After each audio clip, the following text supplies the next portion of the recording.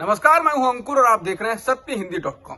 सत्य हिंदी का app download करने के लिए डिस्क्रिप्शन में जाइए, वहां पे आपको एक लिंक मिलेगा जहां से आप ऐप डाउनलोड कर सकते हैं।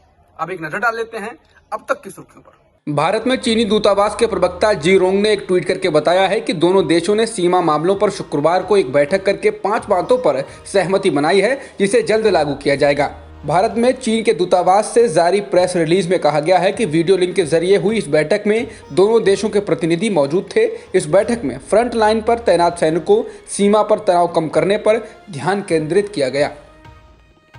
जिस हाथरस गैंगरेप मामले ने पूरे देश को झकझोर दिया था, उसमें सीबीआई ने भी माना है कि हाथरस में पीड़िता के साथ गैंगरेप हुआ था और उसकी हत्या की गई थी। इस मामले में चारों आरोपियों को सीबीआई ने भी आरोपी बनाया है। उनके खिलाफ सीबीआई ने SC/ST एक्ट के तहत भी मामला दर्ज किया है। सीबीआई ने हाथरस में अदालत में चार्जशीट पेश की है।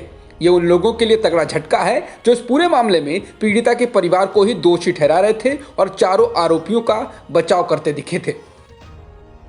करीब 3 महीने पहले जब 14 सितंबर को हुए हाथरस गैंगरेप मामले में ये साबित करने के लिए पूरी ताकत लगा दी गई कि ये बलात्कार नहीं है बल्कि ऑनर किलिंग है। आरोपियों के पक्ष में सवर्णों की बैठकें हुई। इसके बाद तो और भी विवाद बढ़ गया।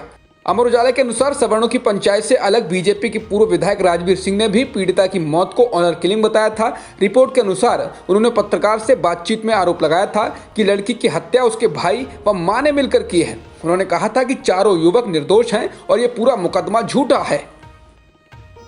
कांग्रेस नेता प्रियंका गांधी ने हाथरस मामले में सीबीआई की चार्जशीट को लेकर कहा है कि सत्य की जीत हुई है। उन्होंने ट्वीट कर कहा कि एक तरफ सरकार संरक्षित अन्याय था, दूसरी तरफ परिवार की न्याय की आस थी।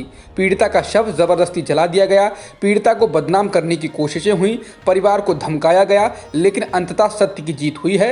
सत्यमेव जयते।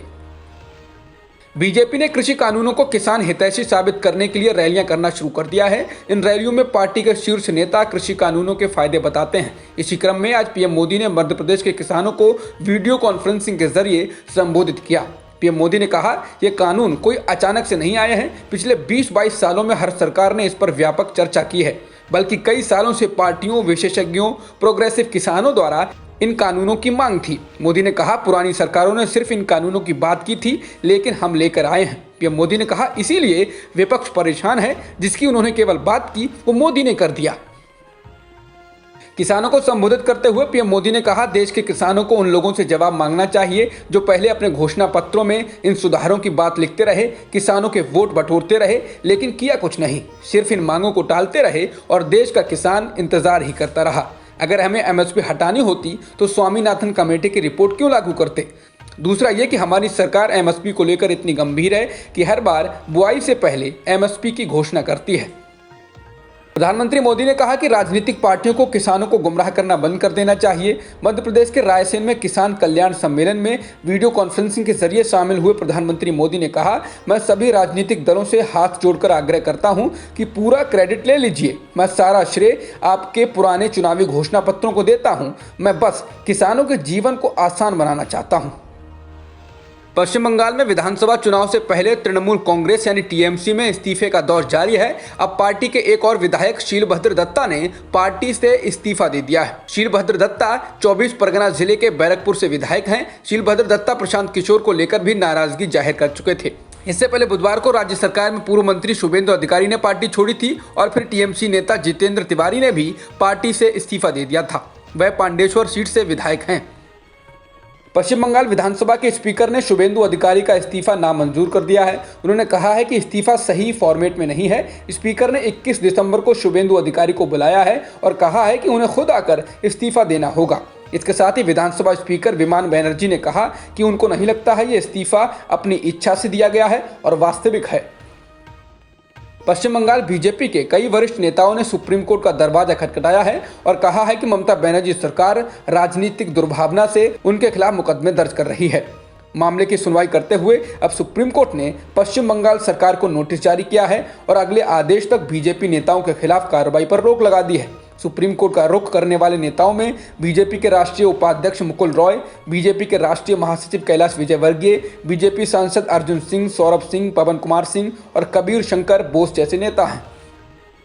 सुप्रीम कोर्ट ने stand up comedian Kunal Kamra और कार्टूनिस्ट रचिता तनेजा को कारण बताओ नोटिस जारी किया है। अलग अलग याचिकाओं में इन दोनों के खिलाफ अदालत की अवमानना का मामला शुरू किए जाने की मांग की गई थी। इन दोनों पर आरोप है कि इन्होंने न्यायपालिका और न्यायाधीशों को कथित रूप से बदनाम करने की कोशिश की। सुप्रीम कोर्ट ने कुणाल कामरा और रचिता तनेजा को 6 दिनों के अंदर अपना जवाब दायर करने के लिए कहा है।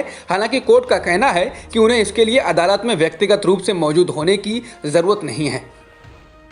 भारत में पिछले एक दिन में कोरोना वायरस के 22,889 मामले सामने आए हैं। इसके बाद भारत में कोरोना वायरस के कुल मामलों की संख्या 99,79,000 से अधिक हो गई है।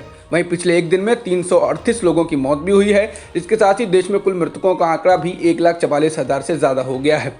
फिलहाल एक्टिव मामले 3,13,000 से ज़्यादा हैं।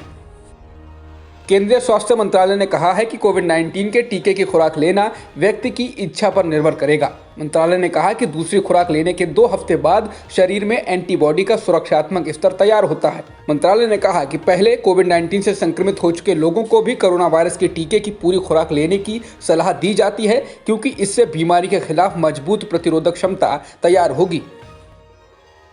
एडिलेड में खेले जा रहे डे नाइट टेस्ट मैच में टीम इंडिया ने मेजबान ऑस्ट्रेलिया पर शिकंजा कस लिया है। ऑस्ट्रेलिया को दूसरे दिन पहली पारी में 191 रनों पर समेटने के बाद दूसरी पारी में भारत का स्कोर 9 रन 1 विकेट के नुकसान पर है। भारत को कुल 62 रन की बढ़त मिल गई है। पहली पारी में भारत ने 244 रन बनाए थे।